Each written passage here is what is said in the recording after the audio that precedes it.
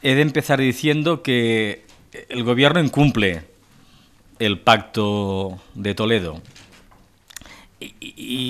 Señora ministra, a raíz del incumplimiento que el anterior Ejecutivo produjo en esta misma materia, en mayo de 2010, se produjo en el seno de la Comisión del Pacto de Toledo, que en aquella época estaba en plena fase de revisión de los acuerdos del mismo, un acuerdo político que le voy a recordar, porque salvamos el incumplimiento que el Gobierno socialista hizo de los acuerdos del Pacto de Toledo, incorporando una previsión en la recomendación segunda, que es aquella que hace referencia a la necesidad de mantener el poder adquisitivo de los pensionistas, que afirma el Pacto de Toledo, que este tipo de medidas no pueden adoptarse sin la consulta y el debate previos en el ámbito del Pacto de Toledo. Aquello salvó aquella discusión. Y yo mismo le recordé al señor Burgos hace una semana que en el supuesto que el Gobierno no tuviese previsto cumplir con aquello que establece el artículo 48 de la Ley de la Seguridad Social, cumpliese el Pacto de Toledo con esa comparecencia previa que no se produce. Hoy usted comparece después de que el viernes el Consejo de Ministros haya aprobado el correspondiente Real Decreto. Y si el Pacto de Toledo incorporaba esa previsión, era para facilitar un espacio posible de consenso político del Gobierno y los grupos parlamentarios en relación a este tipo de medidas. Ustedes han renunciado a cualquier posibilidad de discusión política con los grupos en esta Cámara para conjuntamente acordar una medida que ya en mayo de 2010 un anterior Ejecutivo planteó. No han respetado el Pacto de Toledo y mi grupo lo quiere poner de manifiesto. Y inevitablemente a uno le viene a la memoria los debates durísimos de la pasada legislatura en la que ustedes desde la oposición en esta materia mantuvieron una actitud absolutamente incoherente con la que hoy mantienen desde el Gobierno.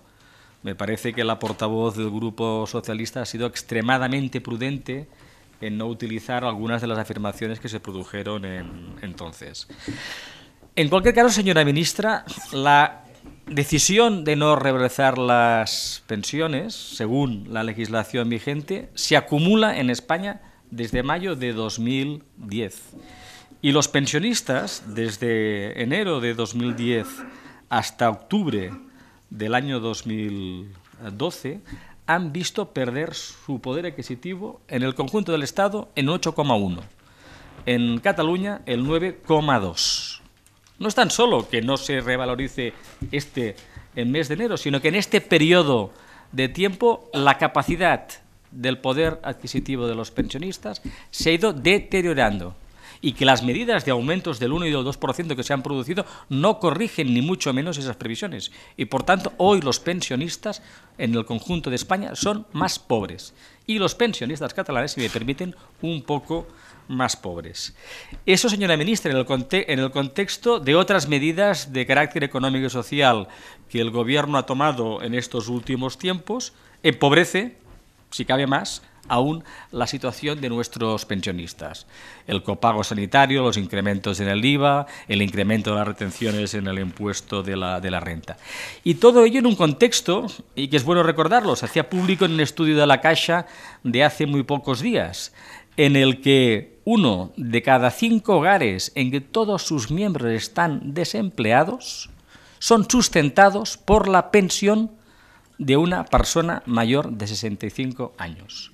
Hoy el sistema público de pensiones es para muchas familias el último colchón para evitar el desahucio social.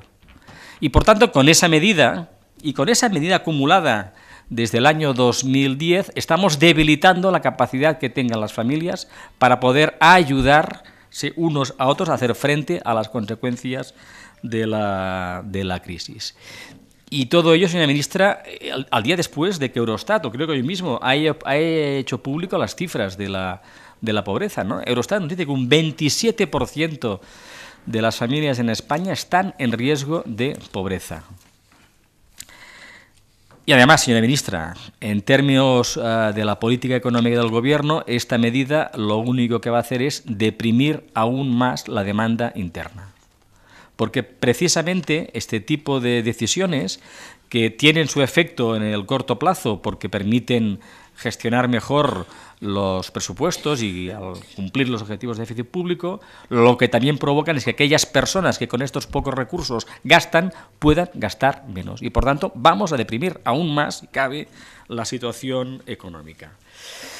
Y ustedes, y eso es lo más lamentable, ¿no? Y ahí coincido con el señor Anchuelo, ¿no? Han estado jugando con los sentimientos y las necesidades de los pensionistas. Es que la última semana antes de las elecciones del 25 de noviembre, desde el Gobierno se afirmó de manera pública y un punto ampulosa que se iban a revalorizar las pensiones. La semana antes de las elecciones del 25 de noviembre.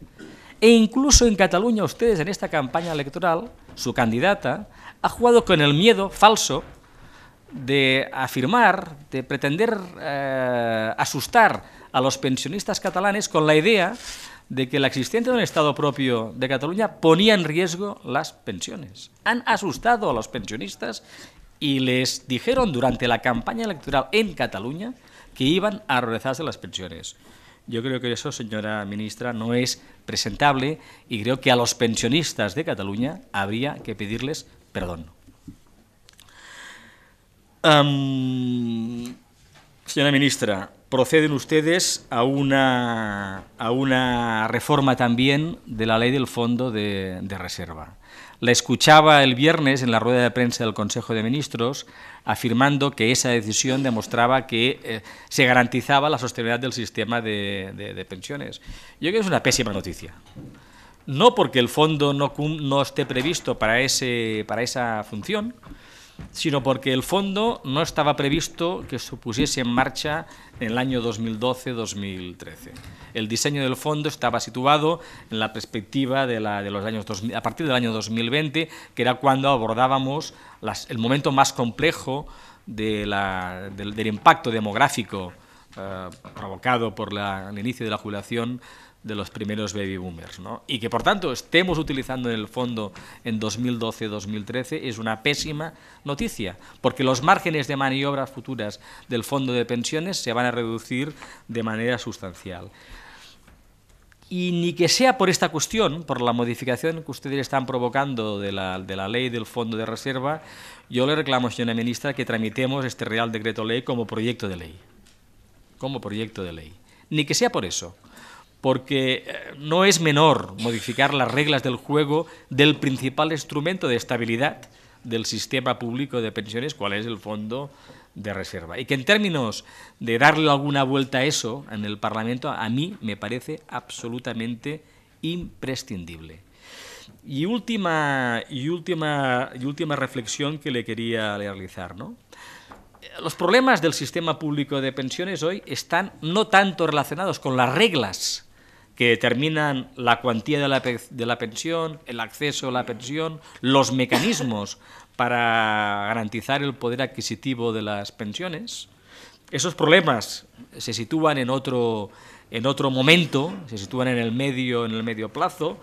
Abordamos una reforma en la pasada legislatura que en principio va en la línea de garantizar las medidas que hagan sostenible el sistema, sino que hoy el problema del sistema público de pensiones está íntimamente relacionado con el deterioro brutal de nuestro mercado de trabajo. Y si la única política económica del Gobierno es el cumplimiento de los ajustes fiscales imprescindibles para garantizar la credibilidad de la economía española ante las instituciones internacionales y los mercados, pero que esa política no va acompañada con decisiones que en el medio y el corto plazo estén orientadas a la creación de empleo y al mantenimiento del empleo, es evidente que a corto plazo el sistema público de pensiones va a tener enormes dificultades. O ustedes sitúan en su prioridad en el corto plazo la creación de empleo y el mantenimiento del empleo, o esta situación va a ser insostenible. Y nos augura un escenario de riesgo de estallido social. De riesgo de estallido social. Estamos situando la ciudadanía al límite de sus posibilidades de ahorro personal y de resistencia humana. Y por tanto, señora ministra, o hay un cambio en la orientación de la política económica del Gobierno, o por desgracia, en los próximos meses vamos a vivir situaciones de alta fractura social. Yo, señora ministra, ahí le ruego una reflexión a fondo por parte del Gobierno en la línea de la corrección de su política económica, y ya le anuncio evidentemente que Convergencia y Unió vamos a rechazar el próximo jueves la convalidación de este Real Decreto Ley, tanto por cuestiones de forma como sobre todo por cuestiones de fondo. Nada más y muchas gracias.